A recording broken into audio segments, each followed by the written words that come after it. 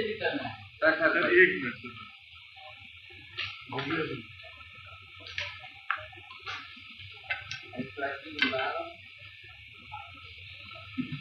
Hello check 1 2 3 बोलो check hello 1 2 3 बोलो check hello check 1 2 3 बोलो चेक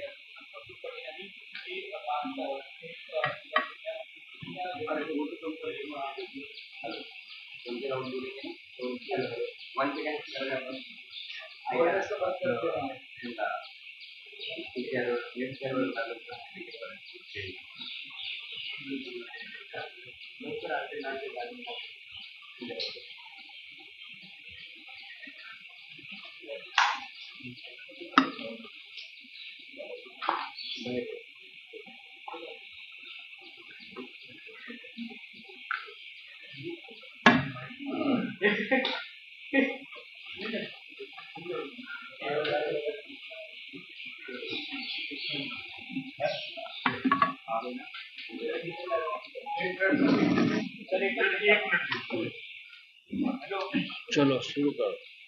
दिल्लीमध्ये जे आंदोलन होते त्याच्यावरचे गुन्हे मागे घेण्यात आले. कॉकरोच जनता पार्टी और सरकार में जिस बात पर सहमति हो गई उसमें महत्वपूर्ण मुद्दा था जो आंदोलन करते हैं, जो आंदोलन करने वाले बच्चे हैं पूरे देश भर में, उनके ऊपर के सभी एफआईआर पीछे लिए जाएगी. लेकिन चाहे उत्तर प्रदेश हो, चाहे बिहार हो, चाहे दिल्ली हो, ये सभी बच्चों के ऊपर नए नए सेक्शन लगाकर उनका पूरा करियर बर्बाद करने की कोशिश ये सरकार कर रही है. मैंने कल देखा है कि छात्र आंदोलन की नेता नेहा बोरा वो कल पटना में थी. इसी कारण कि वहाँ के जो स्टूडेंट हैं उनके ऊपर एफआईआर लॉन्च हुए हैं, उनके ऊपर बहुत से आपराधिक मामले दर्ज हैं. दिल्ली में हुए हैं, लखनऊ में हुए. ये ठीक नहीं है. आपके पार्टी में सब गुनहगार लोग आते हैं, बलात्कारी आते हैं, ईडी के मामले वाले आते हैं, सीबीआई वाले आते हैं, जिनके ऊपर बड़े बड़े अपराध है, देश को लूटने के अपराध है जिसके नाम पर, वो सभी को आप अपने वॉशिंग मशीन में डालकर सफेद करके अपने पार्टी में लेते हैं, पवित्र करते हैं. लेकिन ये जो बच्चे हैं, बच्चे के बारे में आपकी राय अलग दिखती है. अब तो आपने कोई जंतर मंतर पर कौन किसको खाना खिला रहा था, कौन पानी बांट रहा था, कौन जूस बांट रहा था, आप उसके भी इन्वेस्टिगेशन कर रहे हो. ये क्या चल रहा है सरकार? आंदोलन में इस प्रकार की अच्छे काम करने वाले लोग भी आते हैं, पीछे से काम करते हैं. कोई पानी का सप्लाई करता है, कोई भोजन देता है, कोई सैंडविच देता है, कोई और क्या देता है, कोई मेडिसिन देता है. अब आपने उनकी भी जांच शुरू की. इतना डर है आपको? अगर जांच करनी है कि ये पैसा कहाँ से आ रहा था, ये पैसा जो है, जो लोग खाना पीना दे रहे थे, वो कहाँ से आ रहा था, उनकी जांच चल रही है. अरे भाई, सबसे पहले आप अपने पार्लियामेंट में, आपके पार्टी में जिन लोगों को लिया है 50-50 करोड़ देकर, वो पैसा कहाँ से आया है उनकी जांच करो. बाद में पीएम केयर फंड में इतना पैसा कहाँ से आया है उसकी जांच करो. भारतीय जनता पार्टी के इलेक्शन फंड में हजारों करोड़ कहाँ से आते हैं उसकी जांच करो. ये 2-4-5 लाख 10 लाख उनकी आप जांच कर रहे हो. किसने खाना दिया, किसने बिरयानी दिया, किसने पुलाव दिया, किसने सैंडविच दिया, किसने मेडिसिन दिया, ये जांच सरकार करे. मूर्ख लोग है ये सब. तर एनडीए मध्ये खतखत आहे का? कारण ज्या पद्धतीने या प्रकरणामध्ये सीएमचे अध्यक्ष इतर पक्ष किंवा एनसीपी अजित पवार यांनी स्टँड घेताना पाडण्यात आलं. त्यातच आज पंतप्रधान नरेंद्र मोदी पुन्हा येत 21 तारखेला संबोधित केलं तर आज पुन्हा संबोधित केलं. बघा, माझ्या माहितीप्रमाणे या आंदोलनातून तात्काळ मार्ग काढावा अशा प्रकारचा दबाव चंद्राबाबू नायडू यांचा होता. बाकी सगळे गुलाम आहेत. ते एकनाथ शिंदे असतील किंवा अजित पवारचा पक्ष असेल किंवा अजून काय असेल, यांच्यामध्ये काय दम नाही. हे सगळे गुलाम आहेत. पण माझ्या माहितीप्रमाणे चंद्राबाबू नायडू यांच्याकडून सरकारला एक स्ट्रॉंग निरोप गेला की जर हे प्रकरण थांबलं नाही तर आमच्या राज्यात सुद्धा आमच्यावर दबाव आहे या सगळ्या गोष्टीचा, आणि आम्ही सरकारमध्ये आहोत, तुम्हाला पाठिंबा देतो, त्याची किंमत आम्ही मोजणार नाही, अशा प्रकारचा एक स्ट्रॉंग मेसेज ज्याला म्हणतो तो सरकारकडे गेला. आज पुन्हा तुमची विरोधी पक्षांची काही बैठक आहे का, त्याच्यामध्ये काय डिसिजन? नाही, तर काल तर असं आहे की आमची एकच मागणी आहे आणि ती अत्यंत साधी आणि सोपी आहे. आम्ही काय कॉक्रोच जनता पार्टी नाही आहोत. त्यांनी एक आंदोलन केलं, त्याला यश मिळालं. आम्ही एवढंच म्हणतो की त्या विद्यार्थ्यांवरती जो लाठीमार झाला,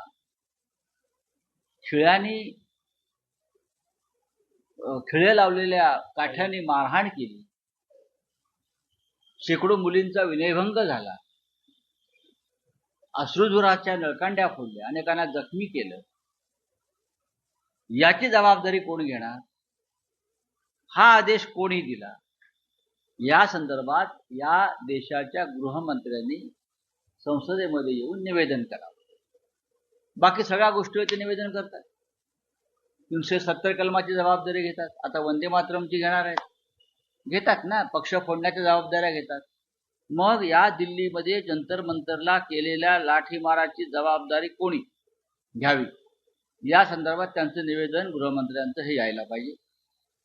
आणि झाल्या प्रकाराबद्दल प्रधानमंत्र्यांनी देशाची माफी मागायला पाहिजे. फार सोप्या मागण्या आहेत. अहंकार कसला आहे तुम्हाला? सर, नीट पेपर फुटी प्रकरणावर तेवढा सगळा आंदोलन जंतर मंतरवर पाहायला मिळालं. राज्यात देखील अनेक पेपर सध्या फुटताना पाहायला मिळतात. नाही, असं आहे की आज परत काही मी पाहिलं की पेपर फुटलेले आहेत, पण आपल्या राज्याचे मुख्यमंत्री मान्यच करणार नाहीत पेपर फुटले म्हणून. कारण पेपर फुटीतले सगळे लाभार्थी हे त्यांच्या पक्षाचे असतात. पेपर फोडणारे, नीटचे पेपर फोडणारे कोण आहेत? हे सगळे भारतीय जनता पक्षाचे लोक आहेत. सगळे अजूनही ते त्याच नेटवर्कमध्ये काम करतात, जरी जेलमध्ये असले तरी. लाभार्थीही तेच आहेत, पेपर फोडणारेही तेच आहेत. मुख्यमंत्र्यांनी केव्हा तरी मान्य करावं, होय पेपर फुटले. तर 40% पडलेल्या लोकांना सीईटी मध्ये तब्बल 99% सीईटी मध्ये महाराष्ट्र हे कधी काळी शिक्षणाच्या बाबतीमध्ये देशातलं एक सर्वोच्च राज्य, प्रतिष्ठित राज्य होतं. आज महाराष्ट्राचा नंबर सगळ्यात खाली गेलाय आणि त्याला जबाबदार देवेंद्र फडणवीस आहे. सर, अगोदर नोटा बदलल्या गेल्या होत्या, व्हिडिओ जारी केला होता, तो फेसबुक आणि मेटाने काही काळजी बंद केला. काय नरेंद्र मोदी यांनी जो व्हिडिओ जारी केला होता इंस्टाग्रामचा, तो बंद केला होता. मग आता काय करणार मी त्याला? हे जे जंतर मंतरची आमची मुलं आहेत, त्यांनी त्यांच्या भाषणावर जी काही हास्यजत्रा सुरू केली आणि आमचे हे म्हणतायत मुख्यमंत्री की किती लोकांनी पाहिला, लाखो लोकांनी पाहिला, कोट्यावधी लोकांनी पाहिला, एका तासामध्ये एवढ्या मिलियन लोकांनी. अरे, इतक्या मिलियन लोकांनी त्यांना शिव्या घातल्या. राज्याच्या मुख्यमंत्र्यांनी जंतर मंतर मधल्या डिजिटल मास्टर जी मुलं आहेत त्यांच्याकडून प्रशिक्षण घेतलं पाहिजे. IT सेल कडून शिकून चालणार नाही. IT सेल आता पुरातन काळात गेला. आता खरी डिजिटल इंडिया जी देशाने पाहिली ती जंतर मंतरवरून 35 दिवस पाहिली. IT सेलला टाळं लावायला लागलं. शरद पवारांचा राष्ट्रवादी पक्ष सध्या संभ्रमावस्थेत आहे का? तुमचा महाविकास आघाडीमध्ये इंडिया आला असं का वाटतं आपल्याला? आणि हा प्रश्न तुम्ही मला का विचारताय? कारण इंडिया आघाडीमध्ये एनडीए मध्ये जाण्यासाठी जे वातावरण पूर्वी होतं ते सध्या राहिलं नाही, असं इंडियातल्या अनेक घटक पक्षांना सध्या ते चिंतेत आहे. बघा, शरद पवार, माननीय शरद पवार आणि सुप्रियाताई सुळे हे ज्या पक्षाचं नेतृत्व करतायत, राष्ट्रवादी काँग्रेस पक्ष, ओरिजिनल, डुप्लिकेट नाही. म्हणजे अजित पवारांचा राष्ट्रवादी काँग्रेस नाही. हा पक्ष मी खात्रीने सांगतो कधीही जातीयवादी आणि राष्ट्रविघातक अशा पक्षाबरोबर जाणार नाही, म्हणजे भाजपबरोबर. जी विचारधारा मी पवार साहेबांच्या अनेक वर्ष आम्ही अनुभवतोय, पाहतोय, त्या विचारधारेमध्ये नरेंद्र मोदींचा पक्ष बसत नाही. राजीनामा दिला, पण आज त्यानंतर एनडीएची बैठक होत आहे आणि त्याला एनडीएची बैठक होते. धर्मेंद्र प्रधान राजीनामा दिला, काल देखील पाहिलं की त्यांनी स्वागत केलं. आज मंगल बिंदू नावाने बैठक होते एनडीएची. नाही, असं आहे की प्रत्येक अपवित्र गोष्टीला त्यांना मंगलमय गोष्टी करायच्या असतात. धर्मेंद्र प्रधानने का हुतात्मा आहेत का? त्यांनी का बलिदान दिलंय का? मुलांनी त्यांचा राजीनामा घेतला, भ्रष्टाचार झाला म्हणून, नीट परीक्षेमध्ये घोटाळे झाले म्हणून. पण भ्रष्टाचारांचं अवडंबर माजवणं हा भारतीय जनता पक्षाचा जुना धंदा आहे. मग इतर पक्षातले भ्रष्टाचारी असोत, आपल्या पक्षातले बलात्कारी असोत, त्या सगळ्यांना पालखीत बसून त्यांची मिरवणूक काढायची संतांसारखी, ही भारतीय जनता पक्षाची परंपरा आहे. त्याच्यामध्ये आता त्यांना नवीन संत धर्मेंद्र प्रधान मिळाले. आता काही दिवस त्यांचे टाळ चिपळ्या वाजवतील, बोलिये. तर रिझर्व्ह बँकेने आता पॉलिमरच्या नोटा आणण्याचा निर्णय घेतला, याच्या अगोदर कागदाच्या नोटा होत्या. आणि काय मोदींच्या मनामध्ये काय येईल सांगता येत नाही. त्यांनी कुठेतरी जाऊन इटलीमध्ये त्या नोटा पाहिल्या असतील, इटलीमध्ये जाऊन त्यांनी त्या प्लॅस्टिकच्या नोटा वगैरे पाहिल्या असतील. ते बाहेर गेले का त्यांना असं वाटतं काहीतरी आपल्याकडे, पण दुसरं काम काय. इटलीच का, इटलीचंच नाव का? नाही, त्यांना हल्ली इटलीचं फार आकर्षण आहे. त्यांना इटलीचं आकर्षण आहे, त्यांना ट्रम्पचं आकर्षण आहे. तिथे काहीतरी नवीन गोष्ट बघतात ते अशी, जी तिथे आता काही दिवसांनी बाद होणार आहे, ती ते घेऊन येतात. सर, पण हे सगळ्या तुमच्या उद्या आलाय, शरद पवारांकडे तुम्ही बोलताय की ते खरं तर एनडीए मध्ये जाणार नाही, जातीवादी पक्षांकडे जाणार नाही. परंतु त्यांची भूमिका संभ्रमावस्थेत पाहायला मिळते का? कारण की सातत्यानं त्या भेटीगाठी करतात, अमित शहा असतील, मोदी असतील, त्यानंतर पटेल जनता पार्टीला भेटले, नंतर मोदींना जाऊन भेटले. काय अहो, देशाचे प्रधानमंत्री आहेत ते, अजून त्यांनी राजीनामा दिलाय का? जोपर्यंत ते देशाचे प्रधानमंत्री आहेत आणि प्रधानमंत्र्याकडे जोपर्यंत देशाचे शेतकरी, विद्यार्थी, महिला, बेरोजगार यांच्या संदर्भात निर्णय घ्यायचे अधिकार आहेत, तोपर्यंत राजकारणी त्यांना भेटणारच, अमित शहाना भेटणारच. जेव्हा सरकार अडचणीत असतं तेव्हा पवार साहेब जाऊन भेटतात असं दिसतं. नाही, त्यांच्या बघा, कोणी कोणाला भेटलं तरी मोदी आणि शहा काय 2029ला राहत नाही, हे पवार साहेबांनाही माहिती. मोदी तो गयो. Anti paper leak bill pay आज चर्चा, एंटी पेपर बिल पर आज चर्चा होगी नहीं होगी मैं नहीं बता सकता हूँ. बिल तो पेश किया है.